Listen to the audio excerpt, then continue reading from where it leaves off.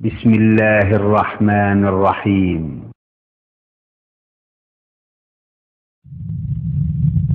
بالتعاون للدعوة والإرشاد وتوعية الجاليات بالدمام.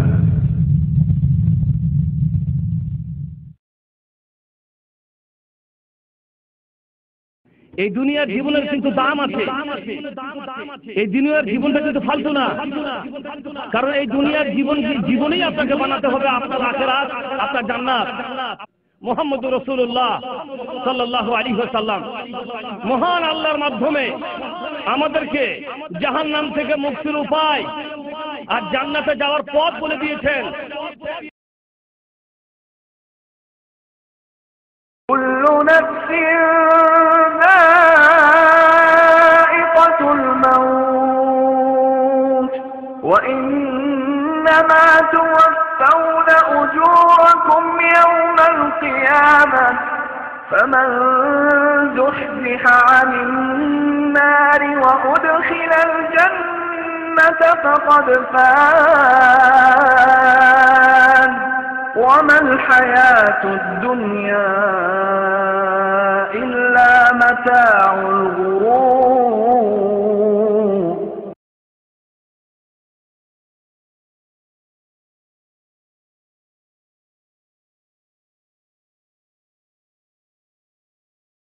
শেখ মোহাম্মদ হাশেম সাহেবকে তাঁর মূল্যবান বক্তব্য পেশের জন্য বিশেষভাবে অনুরোধ করছি। ফালিয়াতাফাদ্দাল মাশকুরান ওয়া মাজুরা। السلام عليكم ورحمة الله وبركاته. الحمد لله نحمده ونستعينه ونستغفره ونؤمن به ونتوكل عليه ونعوذ بالله من شرور أنفسنا ومن سيئات أعمالنا من يهده الله فلا مضل له ومن يضلله فلا هادي له وأشهد أن لا إله إلا الله وحده لا شريك له وأشهد أن محمدا عبده ورسوله أما بعد. أعوذ بالله من الشيطان الرجيم. بسم الله الرحمن الرحيم. فمن زحزح عن النار وأدخل الجنة فقد فاز وما الحياة الدنيا إلا متاع الغرور. সম্মানিত ভাইরা, প্রশংসা সেই মহান আল্লাহ রাব্বুল আলামিনের, যে আল্লাহ তাআলা আজকে আবারও অনেকদিন পর আপনাদের সাথে সাক্ষাৎ করার সুযোগ দান করেছেন। কোরআন ও হাদিস থেকে দুটি কথা শোনাবার তৌফিক দান করেছেন, আলহামদুলিল্লাহ। দরুদ ও সালাম বর্ষণ হোক বিশ্বনবী হযরত আহমদ মুস্তাফা মুহাম্মদ মুজতাবা সাল্লাল্লাহু আলাইহি ওয়াসাল্লামের উপর। প্রথমত কথা হচ্ছে, আজকে এখানে আমাকে অনুষ্ঠান করতে হবে এরকম কোনো ব্যাপার আমার ছিল না, কারণ আমি আসছি জুবাইলে, আমার কাল প্রোগ্রাম আছে। শুধু যাওয়ার পথে শেখ সাহেবের সাথে মোলাকাত করে এখান দিয়ে চলে যাব, এই বলেই এখানে একটু নামছি আর কি। তারপরেও তাদের অনুরোধ দু চারটি কথা রাখার, কোরআন ও হাদিস থেকে দুটি কথা আপনাদের সামনে রাখবো। আল্লাহ তাআলা যেন আমাদেরকে শোনার এবং সেই মোতাবেক আমল করার তৌফিক দান করেন, আমিন। কোরআন থেকে একটি আয়াত আমি পরিবেশন করেছি। আল্লাহ তাআলা এই আয়াতের মধ্যে বলছেন, ফামান যুহজিহা আনিন নার ওয়া উদখিলাল জান্নাতা ফাকাদ ফাজ। যাকে জাহান্নাম থেকে নিষ্কৃতি দেওয়া হলো, বা যে জাহান্নাম থেকে নিষ্কৃতি পেয়ে গেল, ওয়া উদখিলাল জান্নাহ, এবং জান্নাতে প্রবেশ লাভ করলো, ফাকাদ ফাজ, সেই সাফল্যমণ্ডিত হলো। ওমাল হায়াতুদ দুনিয়া ইল্লা মাতাউল গুরুর। আর দুনিয়ার যে জীবন, যে জীবনের জন্য এত দরাদরি, এত লাফালাফি, এত ঝাপাঝাপি, এটা শুধু প্রতারণা ছাড়া আর কিছুই নয়। তো মানুষের জীবনে সব থেকে বড় সাফল্য, সব থেকে বড় যে লাভ, সেটা হচ্ছে মানুষের আখিরাতের জীবনটা সুন্দর হয়ে যাওয়া, মানুষের আখিরাতের জীবনটা জান্নাতি জীবন হয়ে যাওয়া, আর জাহান্নাম থেকে মুক্তি লাভ। এটা হচ্ছে সব থেকে মানুষের বড় সাফল্য। এই সাফল্য যদি আমরা লাভ করতে না পারি, তাহলে জীবন বৃথা। এই দুনিয়ার জীবনে আমরা কিছুই করতে পারিনি আর পারবও না। এই দুনিয়ার জীবন শুধুমাত্র আখিরাতের জীবনটাকে সুন্দর করে বানানোর জন্য। এই দুনিয়ার জীবনের কিন্তু গুরুত্ব আছে, এই দুনিয়ার জীবনের কিন্তু দাম আছে। এই দুনিয়ার জীবনটা কিন্তু ফালতু না, কারণ এই দুনিয়ার জীবনেই আপনাকে বানাতে হবে আপনার আখিরাত, আপনার জান্নাত। আর এই দুনিয়াতেই আপনাকে জাহান্নাম থেকে মুক্তির উপায় বা ব্যবস্থা গ্রহণ করতে হবে। দুনিয়াটা ফালতু না, একদিক দিয়ে ফালতু মানে দুনিয়া আপনার কিছু কাজে আসবে না, কিন্তু এই দুনিয়াটা একেবারে ফালতু না। এই দুনিয়াতেই আপনাকে আপনার আখিরাত তৈরি করতে হবে। এই দুনিয়াতে আমল করি আপনাকে জাহান্নাম থেকে মুক্তির ব্যবস্থা গ্রহণ করতে হবে। এই দুনিয়াতে আমল করি আপনাকে জান্নাত যাওয়ার ব্যবস্থা গ্রহণ করতে হবে।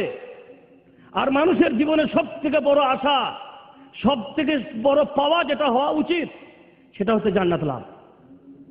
মানুষের জীবনে সব থেকে যেটা বড় বড় পাওয়া এবং সব থেকে যেটা বড় পাওয়া আশা করা উচিত সেটা হচ্ছে জান্নাত লাভ আর জাহান্নাম থেকে মুক্তি। এটা হচ্ছে মানুষের জীবনে সব থেকে বড় আশা করা দরকার, বা এটাই হচ্ছে মানুষের জীবনের সব থেকে বড় পাওনা। এটা যদি আমরা না পাই তাহলে জেনে রেখে দিবেন সে জীবন শুরু আছে, তার শেষ নেই। হয় সুখের না হয় দুঃখের, শুরু আছে শেষ নেই, অনন্ত চিরন্তন। তো আমাদেরকে এই দুনিয়ার জীবনে সেই চিরন্তন জীবনের ব্যবস্থা গ্রহণ করতে হবে, জাহান্নাম থেকে বাঁচার ব্যবস্থা গ্রহণ করতে হবে। জাহান্নাম থেকে বাঁচার উপায় কি সেগুলো জানার প্রচেষ্টা করতে হবে। মুহাম্মদুর রাসূলুল্লাহ সাল্লাল্লাহু আলাইহি ওয়াসাল্লাম মহান আল্লাহর মাধ্যমে আমাদেরকে জাহান্নাম থেকে মুক্তির উপায় আর জান্নাতে যাওয়ার পথ বলে দিয়েছেন। সেই পথ যদি আমরা গ্রহণ করতে পারি, সেই উপায়গুলোকে যদি আমরা অবলম্বন করতে পারি, তাহলে জাহান্নাম থেকে মুক্তি পাওয়া যাবে আর জাহান্নাম যাওয়ার পথ আমাদের জন্য সুগম হয়ে যাবে।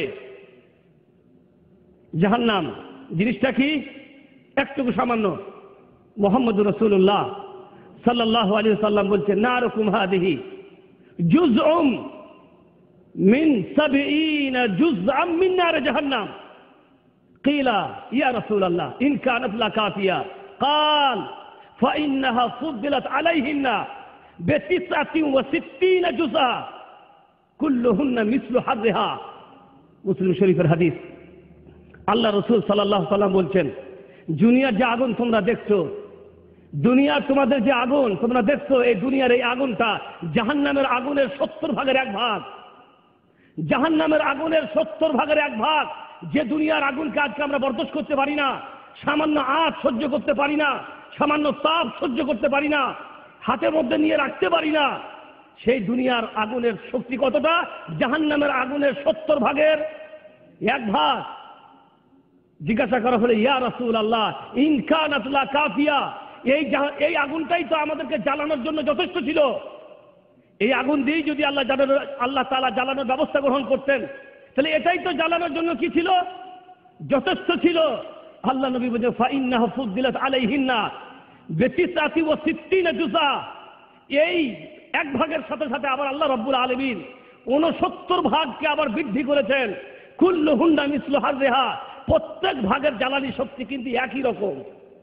প্রত্যেক ভাগের জ্বালানি শক্তি একই রকম। এই হচ্ছে জাহান্নামের অবস্থা। মুহাম্মদুর রাসূলুল্লাহ সাল্লাল্লাহু আলাইহি ওয়াসাল্লাম বলছেন, ইউতাবে জাহান্নামা ইয়াউমাইদিন লাহা লাহা আলফুনা 70 আলফ জিমাম মা কুল্লি জিমামিন 70 আলফ মালাকিন ইয়াজরুনহা। আল্লাহ নবী বলছেন, জাহান্নামকে কিয়ামতের দিনে উপস্থিত করা হবে। জাহান্নামের হবে 70,000 লাগাম। জাহান্নামের হবে 70,000 লাগাম। এক একটা লাগামে টান দিয়ে ধরে থাকবে 70,000 করে ফেরেশতা। 70,000 লাগাম। এক একটা লাগামে আছে কত করে ফেরেশতা? 70,000 করে ফেরেশতা। ফেরেশতা যে কত আল্লাহ, তাও আমাদের অনুমানের অনেক বাইরে।